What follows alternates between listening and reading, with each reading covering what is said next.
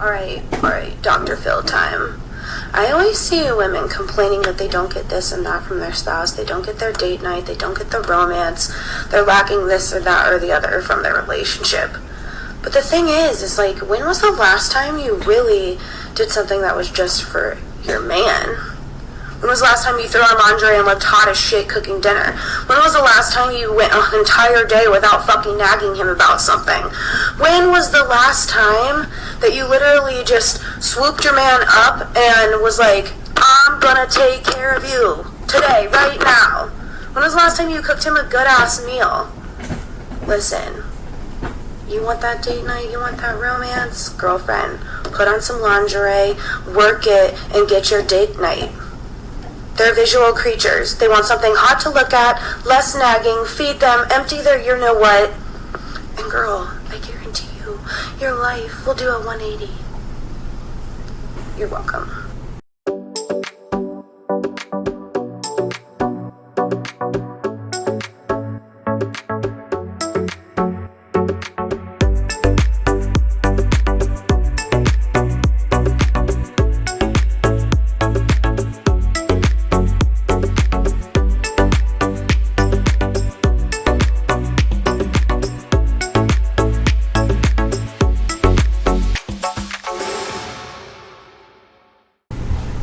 Hey my friends, welcome to the RP experience. I think I found got that damn annoying fire alarm sound to shut the hell up. I don't know. I'm not even gonna say what I had to do to get that. Anyway, hit the like button. I give you a chance to do that. And subscribe and share. Especially if you've been watching my videos. Thank you very much. At 230 something subscribers right now. I'm trying to get to 1,000. But hey, I'm thankful for what I have right now. So thank you very much. Anyway, today's video is about the 3 things that men definitely need in a relationship. The minimum. You know, I mean, all the other stuff is cake, icing. You know, well, icing on the cake. But we definitely need these 3 things. I know it's a thing, well, a book thing out about the 5 love languages. And I forget what all of them are. But I know one of them is acts of service and one of them is verbal, telling somebody verbally like they need to hear that or something like that. Now, personally, I believe that's a woman thing right there with you, because men universally has these 3 things that they definitely need. Now, some of us, like me personally, I know I need to spend time with that woman, individual. Now, however, but I also need my space or something, or either I know she needs her space, so I'm thinking of the other person too. So I'm like, okay, pretty sure they don't want me all up on them all the time. And then there's sometimes I need to decompress, because sometimes I feel like I'm a sponge and I absorb stuff from people, whether it's positive or negative or something. You know, and plus sometimes maybe I'm pitting off something that I want to deal with on my own. Anyway, these 3 things right here. I have a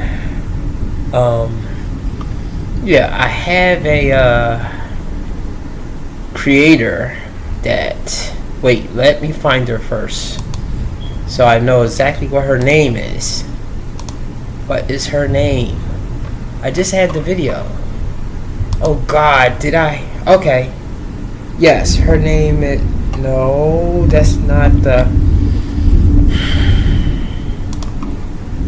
Okay. I'm going to show the video, because obviously I moved off the video and I don't want to keep clicking and then you hear the other video. So I'm going to mention her name the next time that I'm on here. But anyway, let's watch the video. She's going to give us a rundown of the 3 things that men need. It is thunder and lightning outside, so if you hear that, that's what that noise is. My name is Rebecca, and today I'm going to break down the top 3 needs a man desperately needs from his woman to have a happy, healthy relationship. I did a video about what women need, so please check that out in the cards above. But ladies, this video is for you so that you can learn what your man desperately needs from the relationship. So without further ado, let's jump into today's video. Okay, so the first need a man desperately needs is honor and respect. I know a lot of women just turn their ears off, so I'll say it again. A man desperately needs honor and respect, and this is an intrinsic need that men desperately need from their women, from their relationship, and in their family in order to lead and have purpose in their life. Modern women think because I have my own money and I make more than my husband or my partner, that I deserve honor and respect. But if you want a masculine man, if you want a man to lead, if you want a man to take, the reins in the relationship, you have to give that to him. You have to release control. You have to relinquish that control and give it to your partner or your husband, especially in marriage. One way that you can do this is let your man think for himself. I know it's a novel thought, but it's so important that you let your man lead, that you let your man think for himself. No man needs another mom. No man needs another mother or matriarchal figure in his life. He needs his wife, his girlfriend, his partner to submit. And I know, again, that's a huge curse word. Women, we need to submit to our partner. Okay, that's her name, Rebecca Barrett. I seen a couple of her videos. I like her personality. I think she said her nationality one time. So I think she's she might be Brazil, or either she might be another of those Spanish-speaking countries, because for some reason I can't think of, I think the definite name of the country that she's from or something. Anyway, the first one of what she was saying, definitely, which I've said on a couple of my videos, men need respect. Now, she's putting that submit thing in there, and I know a lot of you females are kind of like, what the hey, I'm not submitting, I don't need a man, I'm strong and independent. Okay, I hear you, calm down. Or something. Like I say, personally, I want cooperation. Now, the thing that she did say in here that I totally agree with is allow a man to think on his own, which I can go a little bit more in depth with that, because with my long-term relationship, some decisions that I was going to make that I felt was the best for me to dig myself out of the financial hole I was slowly sinking into, she did not agree with.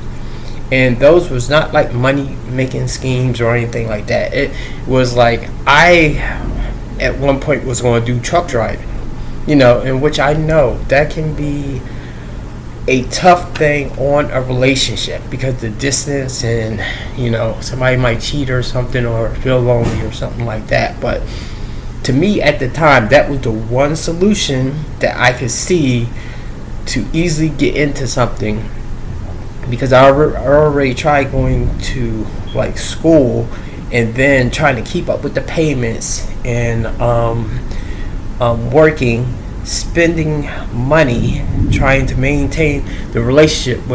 It felt like I was slowly sinking into quicksand. So I wanted to straight jump into a job that I was going to be making a lot of money. Now, however, though, she put the kibosh on that because she started whining and complaining, and I understand why she felt the way she did, but in a way, especially since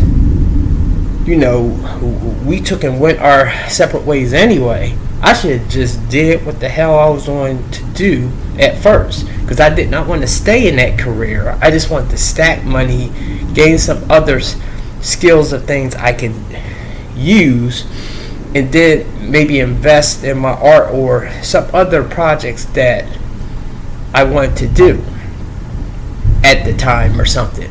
But however, I let her sway me off of that, where the nagging and complaining. And I know a lot of women will say, like, well, you guys are always saying complain. I'll say it like this, like, I take nagging as anytime you're trying to do something, it's kind of like not good enough. It's kind of like you could clean the whole house, and just because you forgot to wash one dish, or either to clean behind the TV or something, or either you happen to miss something, she makes a big stink about that. That is what I call complaining. So or nagging. So it's kind of like I'm trying to make our life better, and then it's not, my decision is not good enough. Now looking back, I should have just did what I was going to do, because it fell apart anyway. And fortunately, the job I'm with now, I was able to transfer and expand, and I'm actually making a decent wage right now. And now I'm investing money. My savings are up, and I have this YouTube thing going on. I don't know how much money I will ever make doing this, but this is something I feel passionately about, the relationships between men and women. So this is why I'm talking about it. Anyway, let's get to the second one that she's talking about, because I totally agree with this one. The submission thing, but I know what she's saying. Like I'll say, if a girl gets it and she doesn't look at it at a negative way or something like that, then you do that. Now if you're fighting against it or something like that, I'm not going to force you to accept that that's what you must do. But you, like with any relationship, you do need to cooperate between each other. So anyway, let's keep it going. Submit. And I know, again, that's a huge curse word. Women, we need to submit to our partner. We need to submit to our husbands and take on the supportive role, which is my second point. I think, again, with modern society, we've forgotten that to have a dynamic relationship, you can't have two alphas, because that's going to create competition, and you don't want a competitive relationship. That's only going to bring destruction. I think about this as a coach-athlete dynamic, right? If you have a coach with a good athlete, that athlete is going to grow and be the best athlete. You can't have a good athlete without a good coach, and vice versa. And women, we are the coach in the relationship. We are the support. We are in the corner when your man is the boxer, right? Taking the blows of every single day. Men go out and take so many blows, metaphorically, obviously. And we need to be in their corner, supporting them, encouraging them, building them up. So when they go out into the world, they know with assurance that they are honored and respected and supported in the relationship and in life in general. And therefore, they'll have a bigger purpose. They will take the lead. They will become more masculine. And that is so necessary. You know what? I never thought of it that way. And she's right. In a way, the woman can be the coach. You still have an important position. Like if you look at the boxer, the boxing example that she made, he's out there going to war and trying to win for you and him, and you have a full vision of the whole picture, and sometimes you can kind of, and this is why I feel like it has to be cooperation in a relationship, because I never want to look at a woman as some men may look at a woman as they don't know what they're talking about. They have no experience. Their opinion means nothing. I believe on any team that everybody has some input that may be something that we missed. So she might see something like, even though I'm investing in this, maybe she might be like, well, maybe you could try this one, or either you could try investing a little bit more and taking more of a chance or something like that. And that support thing is like very important. I mean, if a woman does just these two things here, from the respect to the support, you are ahead of a lot of women out here, because a lot of women can't do that. The only thing that they can do is stand in front of a mirror, put the makeup on, and just look gorgeous or beautiful walking out the door and stuff like that. They cannot do these things right here. So anyway, she has one more to add, but yeah, I have to totally agree with these two. Necessary to have a happy, healthy relationship. The third point, and this is my last point, is affection. This is different from female affection, although they're similar in a way. Most men require physical touch. It's a love language that a lot of men have as their first love language. And if you haven't read the Love Languages book, please go pick it up. It's so important that you understand what your man's love language is. Men are physical people. They love sex. This is something that your husband, if you are married, this is what your husband desperately needs. He needs sex. Giving your husband a kiss when he comes home, giving your, husband a hug and a pat on the back, or a go get him slap on the butt. This is so important for their self-esteem. If they're coming home and you're cold and you're not affectionate with your husband or your spouse or your partner, they will eventually seek it somewhere else. And men are commitment oriented, but it gets to a certain point where if they're not getting affection in the home, they will go seek that outside because they desperately need it. So with that all being said, I hope that you guys enjoyed this video. I hope that you got a little bit from this video, ladies. I hope that you start implementing these within your relationship, and I promise you, you will have a happy, healthy relationship with your man. Guys, I will see you in my next video. Please remember to... Yo, lady. Definitely. The video that I did on the sexless marriages, right there, this is a big one for men. And this is why I told one girl, if you can do these 3 things, you don't have to be the most beautiful girl. I think you gotta at least be a 5 though.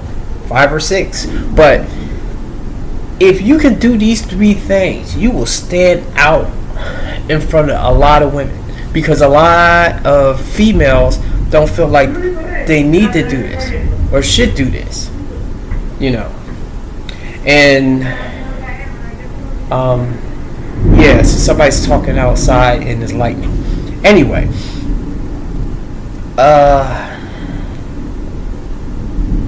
I just lost my train of thought right now, damn it. Okay, so wait a minute. We have respect, we have support, and what's the third one that I was just freaking talking about? Wait a minute, hold on.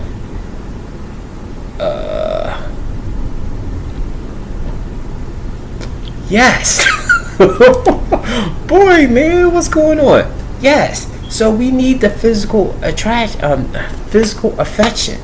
So I mean, that don't mean you have to always give us a BJ, even though that's always a complaint that I hear a lot of men say. You know, that's not a big thing with me because there's not too many girls that know how to do it for some reason. I don't like feeling teeth. But anyway, I'm going to get off of that. But yeah, even rubbing his back, you know, holding his hand, rubbing his chest. We men love that. We love that. And I have to admit, with my long-term one, she did it in the beginning. She did it in the beginning. And I know me, I do try to be affectionate. You know, like hold hands and stuff like that. Or whatever the case is. But truthfully, I can't remember her being too affectionate. Now, however, though, like I say, she was a freak, though, so she would definitely move and do that. But as far as like giving me a massage, I know she always wanted me to give her a massage, but her massages sucked because she never liked to put the work in or something like that. But anyway, initially she did those too. Well, yeah, because she did respect me at some point. But then, however, though, I think from listening to outside people, she stopped doing it as much. She did support me though, because I mean, it was things that I went through. She did stand with me, even one time when I got like evicted from my apartment or something, because I don't know. Like I say, sometime I get in a relationship, at that time when I was younger, I just overspent or something, and I didn't keep up with the bill or something like that. But however, though, she did stand by me though, or something, you know. That's more than I could say. With a lot of females in that situation, they probably would definitely have dipped or something. So she wasn't consistent with all those three, but she did do the support one, you know, and she was big on affection, but just more on the sexual side. The respect one, I always felt that one because she did a lot of disrespectful things in our relationship. So and it was like small things, micro things, but it added up or something. And knowing what I know now, I would have to really had got in her butt or either had walked away. But see, I felt bad because she always did stand by me or something at that time in my life, you know. And this is why I want to say with relationships in general with people, you know, sometimes a person, they might have cheated on you, they might have did something bad or something like that, depending on what they did, of course. If they tried to kill you or something like that, or something, or they tried to get you thrown in jail or something, and they didn't reverse the story or either try to clear your name or something. Unless if it was something like that, I think that you should always try to remember what that person did, even if y'all are over, like because you saw something in them at first, and of course now it changed now. So, you know, so don't act like you are the total innocent victim and they did nothing for you. So even though I can say stuff about her, she did do a lot of good things for me at that time back then. You know, I am over her though, but you know, to be honest, if I'm ever telling the story of our relationship or something, she wasn't all bad. You know, just in the end, though, like I say, it just got too toxic, and she, well, I guess we both changed, but we just totally went totally opposite ways, and that's why I have to really look at relationships now that I think, you know, they have like a shelf life. You know, maybe it's like 3 to 5 years or something, maybe 10, 20 to 30, if both of you can totally change and adapt to each other, and then keep those 3 things that each other needs or something. At some point, I'm going to go to the 3 things that women need, though, but I want to definitely do this video of the 3 things that men definitely need in a relationship with a woman, especially in a marriage. But I tell you, if you women out here, if you can do those 3, you'll be good. But see, the thing is, though, some of you fake those 3 until you get the marriage, and then you just stop doing everything and stuff like that. So even though you can say, guys, do the thing of like lying just to get into your pants, I now know that there are a lot of females that lie to get you to the altar. So anyway, that's it. Don't forget to subscribe, share, like if you didn't do it, and I'll see you next time on the RP Experience. Thank you.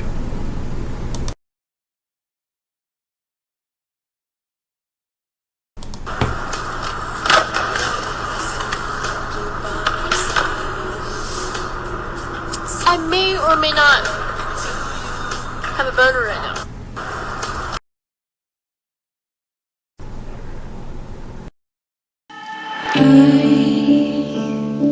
I still wanna run to you.